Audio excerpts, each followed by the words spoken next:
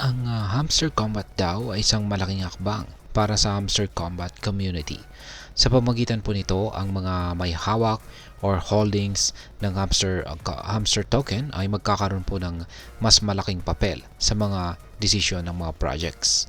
Sa pagbuo po ng isang decentralized autonomous organization or DAO, naglalayon po ang hamster combat na palakasin ang transparency at magbigay po ng tiwala sa mga members ng kanilang community. Ngunit ano nga ba ang DAO at bakit po ito mahalaga para sa mga Pinoy crypto traders or investors dito kay Hamster Combat? Kaya yan po ang siyang ating pag-uusapan sa video na ito. Pero bago po tayo magpatuloy, ay nais ko lamang po munang bigyang linaw ang aking disclaimer kung saan ang nilalaman po ng video na ito ay hindi po ito isang financial advice. For education and information purposes lamang po ang layunin nito. Yan, umpisan po natin sa katanungan kung ano po ang Hamster Combat DAO. Ayan, ang DAO o Decentralized Autonomous Organization ay isa po itong organisasyon na tumatakbo gamit ang blockchain technology at walang centralized na leader.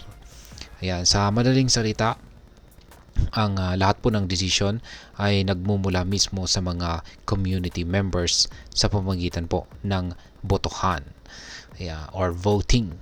Para sa mga Hamster Combat, para sa Hamster Combat, ang pagbuo po ng DAO ay nangangahulugan na ang mga may holdings ng hamster token ay magkakaroon po ng karapatang bumoto sa mga mahalagang desisyon ng project tulad po ng bagong features, direction po ng game development at mga partnership.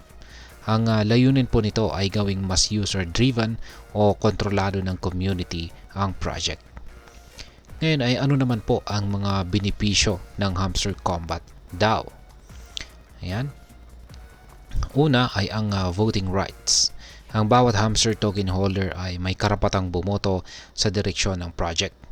Ang bigat po ng boto ay maaaring nakabatay po sa dami ng token na hawak. Pangalawa ay ang transparency. Sa pamamagitan po ng blockchain, lahat ng desisyon ay nakatala at maaari pong suriin ng publiko. At wala nang mga closed door na decision, kaya mas mataas po ang tiwala ng community. At pangatlo ay ang pagpapalakas po ng tiwala. Matapos po ang ilang mga setback sa project, ang DAO ay naglalayong ibalik ang tiwala ng community kay Hamster Combat.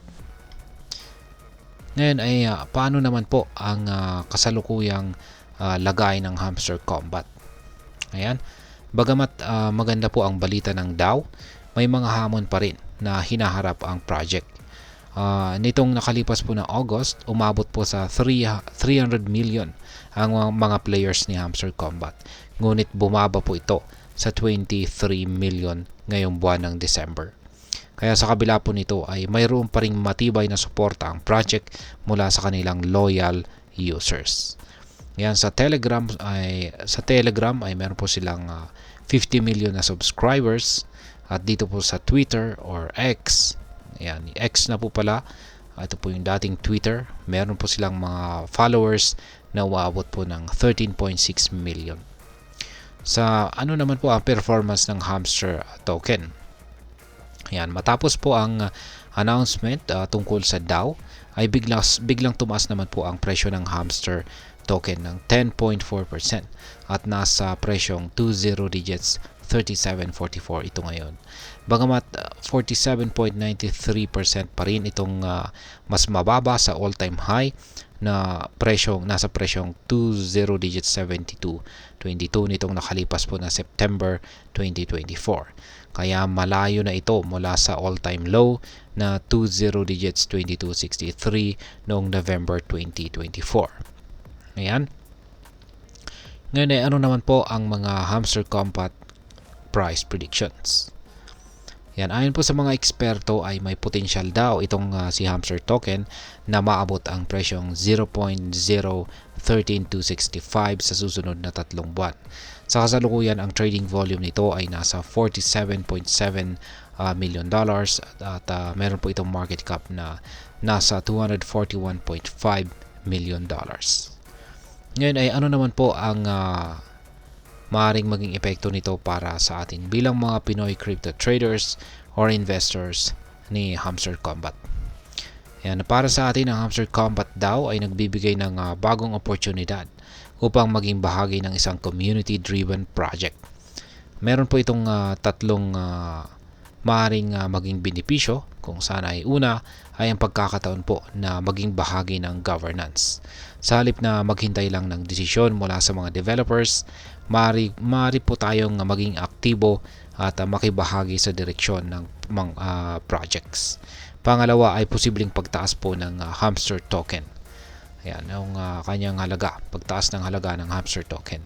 Ang transparency at community involvement ay kadalasang pong nagdudulot ng tiwala mula sa ibang investors, kung saan ay maaari pong magresulta sa pagtaas ng presyo ng Hamster token.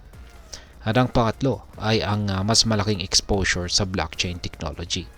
Ang paglahok po sa DAO ay nagbubukas ng pinto para mas maintindihan ang technology sa blockchain, na isa sa mga pinakamabilis umusbong na industriya ngayon. Ngayon ay ano naman po ang aking masasabi tungkol dito. Ang Hamster Combat DAO ay isang makabuluhang hakbang para sa project.